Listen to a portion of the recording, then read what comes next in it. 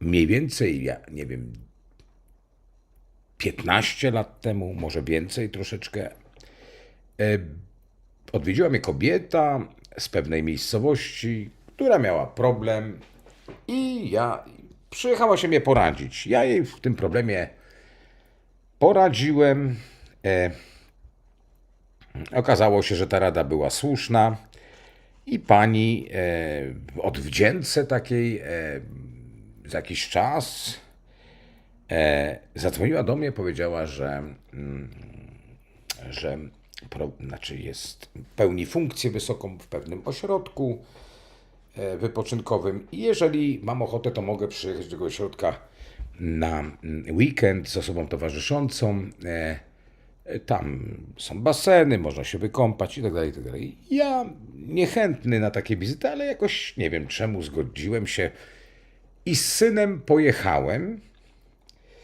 Kiedy byłem przez te 2 dni w tym ośrodku, pani poprosiła mnie do swojego gabinetu i wyłożyła tam trochę zdjęć swojej rodziny, bliskich. No, miałem odpocząć, a pani po prostu chciała, żebym jej tam opisywał jakieś historie rodzinne. Robiłem to i w pewnym momencie do tego gabinetu wszedł młody chłopiec w wieku, nie wiem, wtedy mógł mieć 14-15 lat. O coś pytał mamę.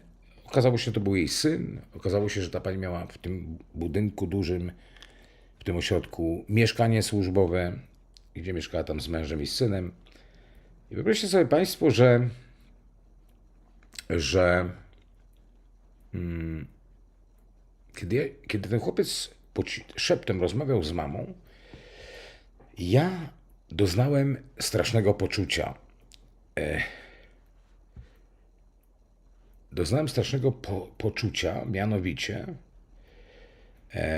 takiego, że taka scena mi się skojarzyła, przeświadczenie, że ten oto chłopiec, jak będzie dorosły, będzie przy nim jakiś kolega i on zabije człowieka i to mu zmarnuje całe życie.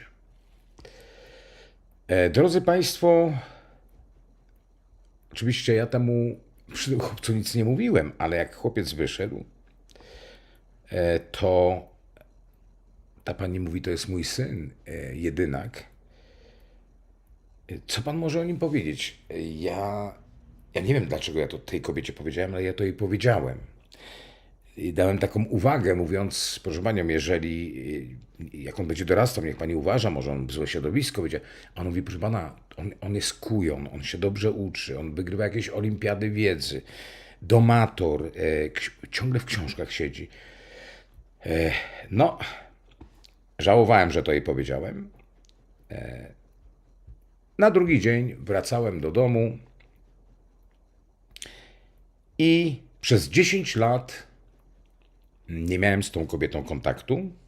Wręcz zapomniałem o wizycie mojej u tej pani w tym ośrodku. Drodzy Państwo, minęło 10 lat, moja córka dzwoni do mnie i mówi, tato, jakaś twoja znajoma z takiej miejscowości chce, byś jej wykonał wizję, ale nie może przyjechać, ona może wysłać list. Ja mówię, Monika, ja nie mam żadnej znajomej w Kołobrzegu, znajomej w mieście, takim, ale mówię, dobrze, niech wyśle list. Ten list przyszedł po paru dniach. W tym liście był jakiś przedmiot. W tym liście było kilka zdjęć i jedna kartka pisma. A tam zapewne pamięta pan swoją wizytę, swoją wizytę.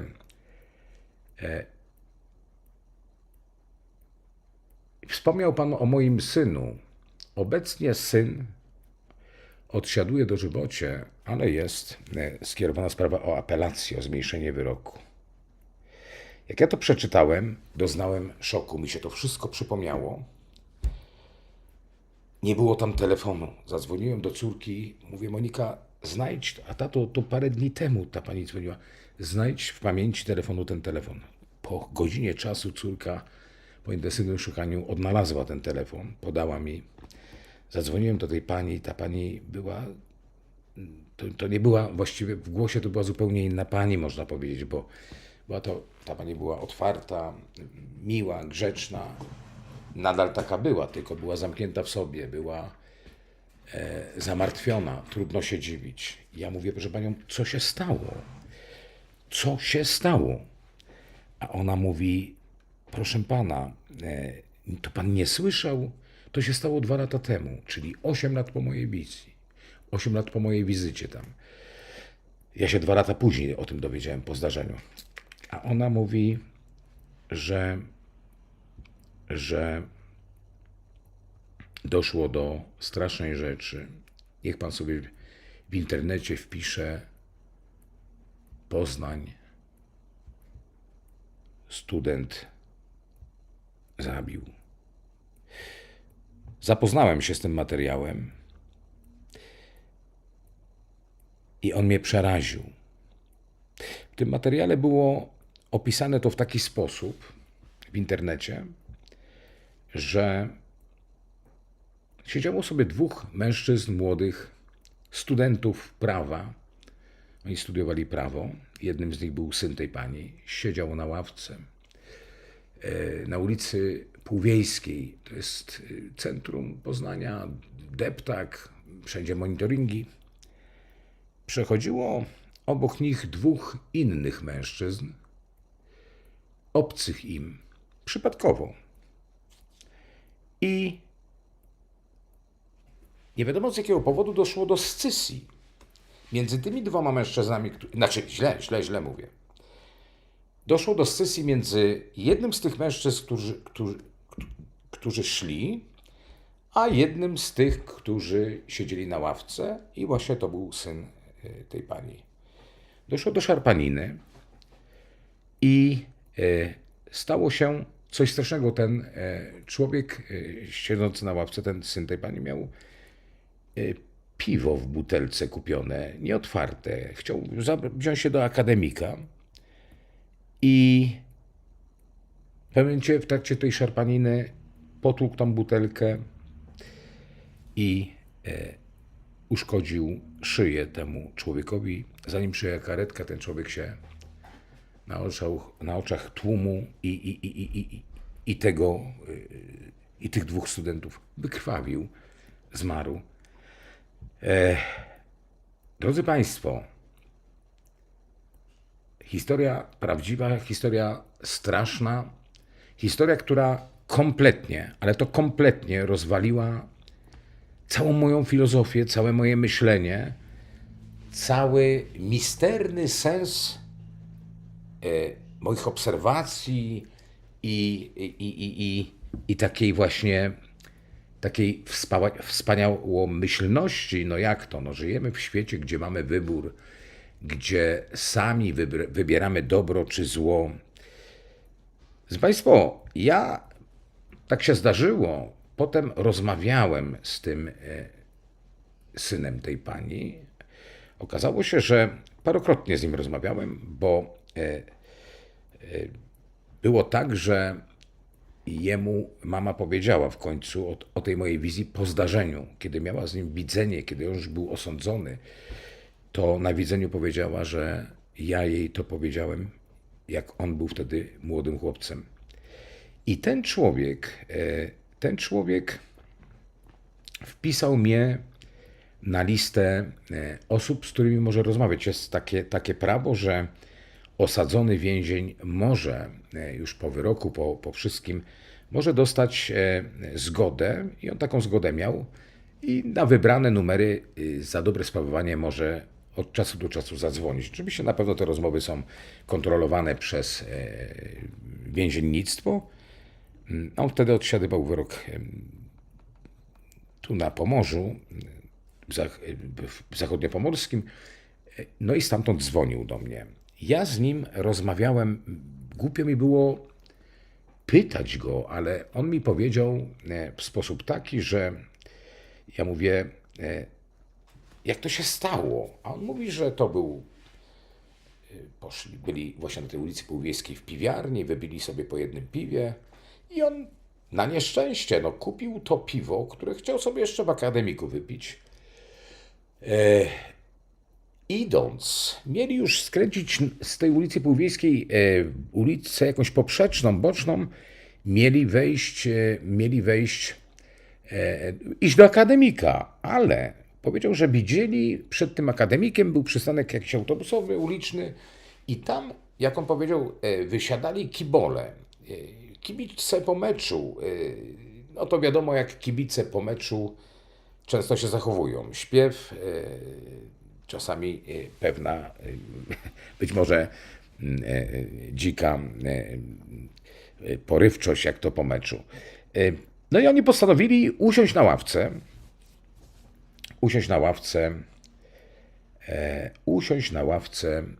właśnie na tej ulicy Półwiejskiej, blisko tej ulicy, gdzie już by skręcili. Gdyby nie ten autobus z kibicami, to oni by tam poszli i do żadnego zdarzenia by nie doszło. Ale oni usiedli i w pewnym momencie idzie dwóch chłopaków, tak on mi to powiedział, tyle co pamiętam.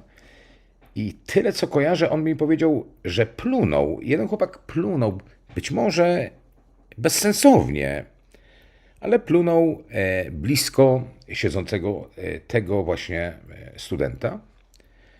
No i on zareagował, tamten się postawił, może parę słów za dużo sobie powiedzieli i zaczęli się szarpać. On mówi, że on nie wie, kto pierwszy zaczął się szarpać. To był afekt w pewnym sensie.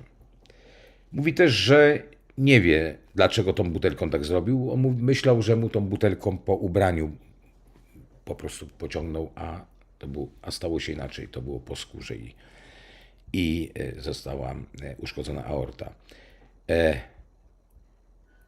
Szok. Drodzy Państwo, analizowałem to w różny sposób. Ja rozumiem, gdybym powiedział, złamie sobie rękę, przewróci się na rowerze, będzie miał wypadek na motorze. Takie rzeczy się zdarzają, ale drodzy Państwo, ja powiedziałem te słowa. On będzie z kolegą. I zabije człowieka i zmarnuje sobie przez to całe życie. Ale nie ten kolega, on. Zobaczcie, on był z kolegą. Kolega nie był o nic obwiniony, ponieważ kolega w szoku był, co się dzieje i sam się temu przyglądał. Nie reagował, podobnie jak ten drugi człowiek, który był w towarzystwie tamtego mężczyzny. Drodzy Państwo, takie rzeczy nie dzieją się z przypadku. Człowiek, który to zrobił, jest człowiekiem inteligentnym, studiował w końcu prawo. Studia prawa to są pewne elitarne studia, które raczej człowiek musi mieć w swojej głowie dużo, żeby na takie studia pójść. Wszystko się stało przez zbiegi okoliczności. Czyżby? No właśnie, ja mam tutaj bardzo daleko idące wątpliwości, bo dla mnie absolutnie to nie były zbiegi okoliczności. Z tego chłopca emanowało to zdarzenie, kiedy on miał, 14-15 lat. Czyli on był naznaczony w przeznaczeniu czymś tak traumatycznym, że aż tym emanował, dlatego to poczułem. Uwaga, miał napisaną taką rolę, a przez to, że to, co się stało, było bardzo straszne, wręcz traumatyczne, to tym emanował długo przed czasem przeznaczenia.